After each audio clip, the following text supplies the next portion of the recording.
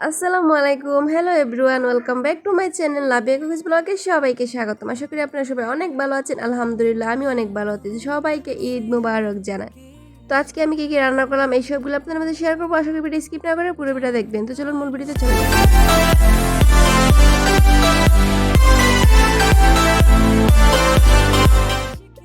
এই তো বন্ধুরা, এখানে একটা পাতিল বসিয়ে দিলাম আর এখানে হচ্ছে তেল দিয়ে দিচ্ছি। পরিমাণ মতো তেল দিয়ে দিলাম, দিয়ে দিচ্ছি পেঁয়াজ কুচি। ফার্স্ট টাইম পোলাওটা রান্না করব, তো সব মশলাপাতি এক এক করে দিয়ে দিচ্ছি। তেজপাতা, দারচিনি আর এলাচ দুটোরে দিয়ে দিলাম। তো সবকিছু একটু ভালো করে ভেজে নিচ্ছি। তারপরে এখানে একটু পরিমাণ মতো ঘি দিয়ে দিলাম, এটা আমাদের নিজস্ব তৈরি করা ঘি। আর এখানে আদা পেস্ট এবং রসুন পেস্ট দিয়ে দেবো আর স্বাদ মতো লবণ দিয়ে দিচ্ছি। এবার ভালো করে মশলাটাকে একটু কষিয়ে নেবো। আজকে আমি পোলাওটা অন্যরকম ভাবে রান্না করবো। আর এখানে চালটা ভালো করে ধুয়ে একদম জর্জরা করে নিয়েছি শুকিয়ে। তো এতে করে অনেক সফট এবং জর্জরা হবে পোলাওটা।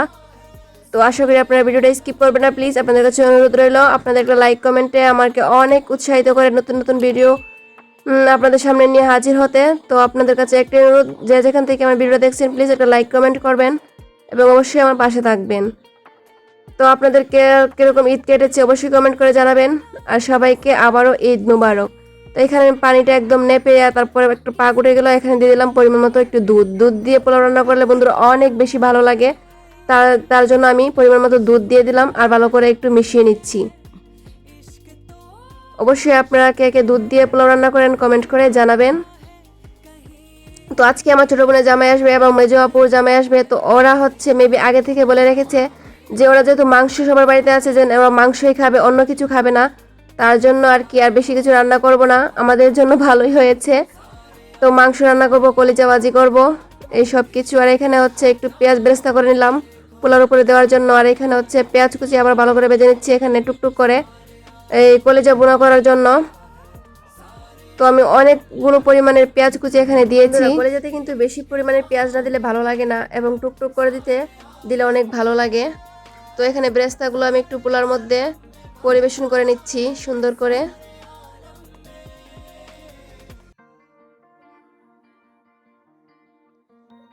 তো বন্ধুরা, কার কিরকম ঈদ কেটেছে অবশ্যই কমেন্ট করে জানাবেন, কারণ আমার ঈদ তো ভীষণ ভালো কেটেছে আলহামদুলিল্লাহ।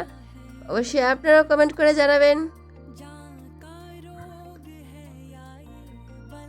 তো এখানে পেঁয়াজটা একটু সফট হয়ে যাওয়ার পরে আমি এখানে সবকিছু মশলা এক এক করে দিয়ে বন্ধুরা সবগুলো মশলা এক এক করে দিয়ে এই মশলাটাকে একটু ভালো করে কষিয়ে নেব। আর আমি আজকে অন্যরকম ভাবে কলিজা বোনা করছি। অবশ্যই আপনারা কিরকম ভাবে কলিজা বোনা করেন অবশ্যই কমেন্টের মাধ্যমে জানিয়ে দেবেন, এতে আমি আর একটু ভালো করে শিখতে পারবো।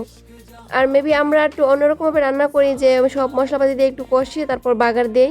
দেন আজকে হচ্ছে সিদ্ধ করে নেওয়ার পরে এটার মধ্যে সব মশলার মধ্যে কষিয়ে নেব।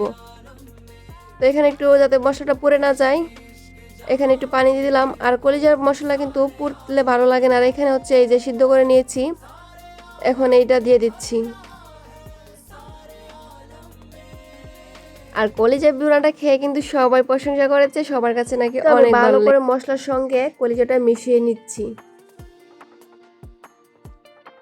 আর বন্ধুরা অবশ্যই আমার যদি কোনো ভুল ত্রুটি হয় তাকে অবশ্যই ক্ষমার দৃষ্টিতে দেখবেন।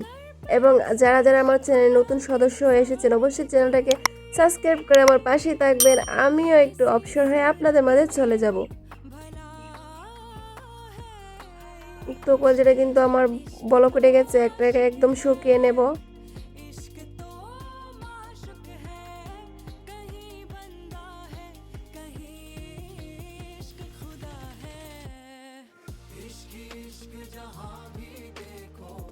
একটু গরম মশলা ছিটিয়ে দিলাম, এই তো একদম শুকিয়ে যাচ্ছে।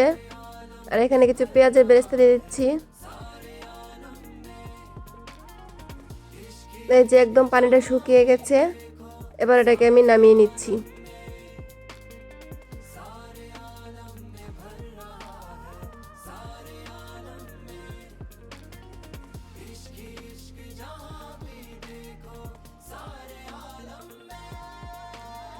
দেন এবার আমি হচ্ছে ডিম বোনা করব।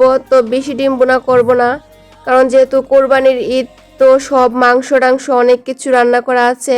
আমরা কিন্তু বন্ধুরা ফ্রিজে বেশি মাংস রাখিনি, আমরা কিন্তু বেশি প্রায় 3 ভাগের 2 ভাগে হচ্ছে আমাদের রান্না করা হয়েছে, কারণ আমরা অনেক মানুষ। আর মেবি আমরা ফ্রিজে রাখতে পছন্দ করি না, মাংস পুরোটা রান্না করে খেতে পছন্দ করি।